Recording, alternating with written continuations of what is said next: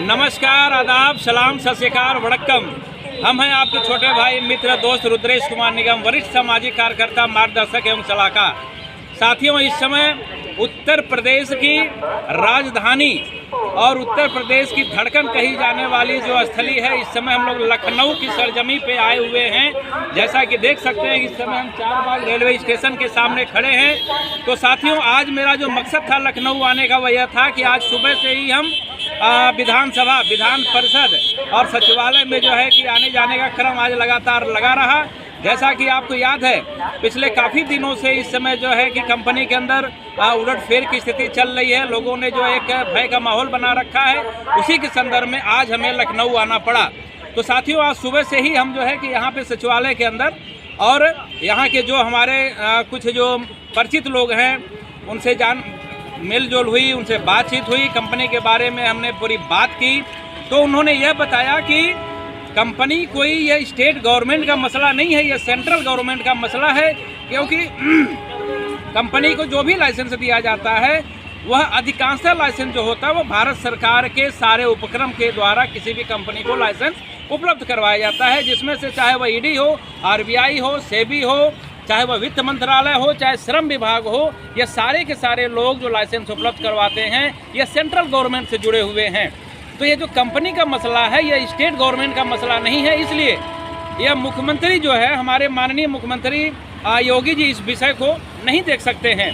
तो हमारी जो है कि यहाँ बहुत ही करीबी लोगों से बात हुई, यहाँ तक कि जो उनके पीए हैं, उनके पीए के बहुत ही खास व्यक्ति से हमारी मुलाकात हुई। उनके सामने भी हमने यह कंपनी की बात रखी।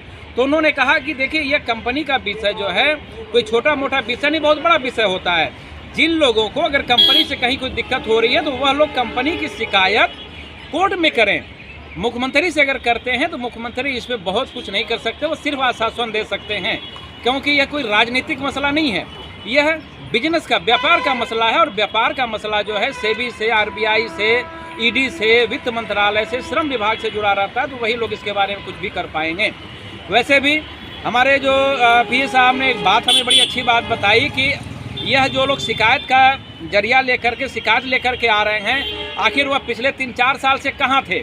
उन लोगों ने जब कंपनी की तरफ से जब उन्हें लाखों रुपए की आमदनी हो रही थी, हर महीने जो है करोड़ों रुपए की आमदनी हो रही थी, तो उस समय यह लोग क्यों नहीं दिखाई दिए, क्यों नहीं शिकायत किया इन लोगों ने।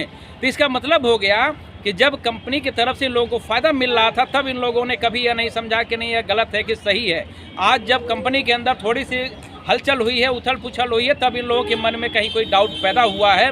लेकिन उनका कहना है कि जितनी दोषी अगर कंपनी है, उतना ही दोषी शिकायत करने वाले भी हैं। अगर लीगली एक्शन अगर हम लेते हैं तो हमें मजबूरन उनके खिलाफ भी एक्शन लेना पड़ेगा जो लोग कंप्लेन करने के लिए आ रहे हैं। क्योंकि कहीं ना कहीं ये लोग भी कंपनी से जुड़े हुए हैं, यानी कि कंपनी जो है इन्हें जो पैसे उपलब्ध करवा रही थी और ये जो पैसे ले रहे थे, इसका मतलब कि यह भी उसी के हिस्सेदार हैं। तो कार्रवाई अगर उत्तर प्रदेश सरकार अगर करती है, वो दोनों लोगों पर कार्रवाई करेगी। क्योंकि उत्तर प्रदेश सरकार का यह कहना है कि यहाँ पे दोनों लोग दोषी पाए जाएंगे।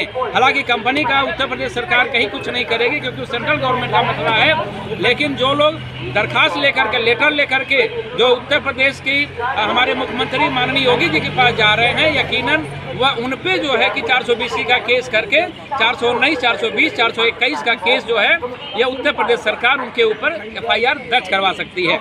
हाँ, यहाँ एक सूचना सर साथियों हम यह बताना चाहेंगे कि अगर आप लोगों को लगता है, हमारे जो भी साथी हैं, अच्छी बात है, वह चाहते हैं, हम भी चाहते हैं कि भाई सभी सुरक्षा के साथ साथ उनके पैसे मिल जाए, कंपनी सुरक्षित रहे।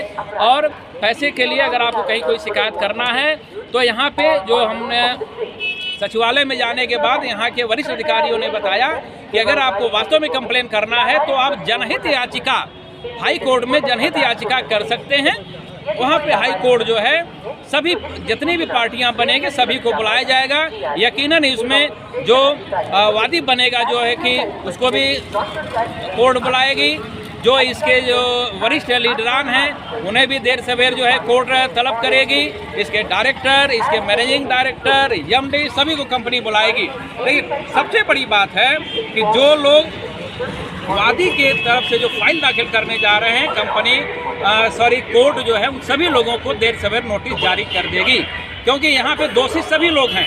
कंपनी के साथ साथ एमडी सीएमडी के साथ साथ यहाँ के इन्वेस्टर आईडी धारक भी कहीं न कहीं इस चीज़ के दोषी हैं। तो साथियों, उन्हीं लोगों का यह कहना है। हमारे एक वरिष्ठ साथी जो थे सचिवालय में हैं, काफ़ी वरिष्ठ पद पे है, उन्होंने नाम न बताने की शर्त में यह कहा है कि देखिए ऐसे केस में होता क्या है कि अगर ऐसे केस को बाहर सुलझा लिया जाए तो शायद वह ज़्यादा बेहतर होगा। तो उन्होंने ये कहा कि भाई देखिए यहाँ पे कोर्ट कचहरी करने से कहीं कोई फैसला होने वाला नहीं है। बहुत सारे ऐसे पिछले उदाहरण पड़े हुए हैं, बड़ी बड़ी कंपनियां कोर्ट में गई, आज तक जनता का एक भी पैसा नहीं मिला। तो उनका कहना है आप लोगों ने, बहरहाल दोषी सभी है, गलती सभी ने किया, थोड़ा सा सब्र करें, यकीनन सब्र का फल मीठा होगा, आप सभी लोगों के पैसे कंपनी देगी। और यहाँ सबसे अच्छी बात है कि अगर आपका सीएमडी आपका साथ दे रहा है, वह ईमानदारी से अगर आपके साथ जुड़ा हुआ है और वह आपके पैसे देने की बात कर रहा है, तो यकीनन थोड़ा सा धैर्य रखें, विश्वास रखें और उसकी बातों का भरोसा करें। यकीनन आप लोगों को आने वाले वक्त में आप लोगों के पैसे मिलेंगे। तो उम्मीद है साथियों, देख रहे हैं अब हमारे जाने का समय हो गया, क्योंकि हम सुबह से ही आकर के, यह बहुत ही गंभीर मसला है, बहुत गंभीर विषय है, इसलिए हम सुबह से ही आकर के आज दिन भर वहीं जो है कि छानबीन की प्रक्रिया में लगे रहे और हमने प्रयास किया कि भाई इस मसले को कैसे समाधान किया जाए। तो उन लोगों ने जो अच्छी बातें थी उन लोगों को बता दी। शाम का वक्त हो गया है, फिर से अब हम जो है कि चारबाग रेलवे स्टेशन पर आ चुके हैं, फिर से ट्रेन पकड़ेंगे और फिर अपने सरजमी डिस्ट्रिक्ट वाराणसी यूपी में जो है कि फिर हम चले जाएंगे। तो उम्मीद है मेरी बातें आप लोगों को समझ में आई होंगी, पसंद आई होंगी।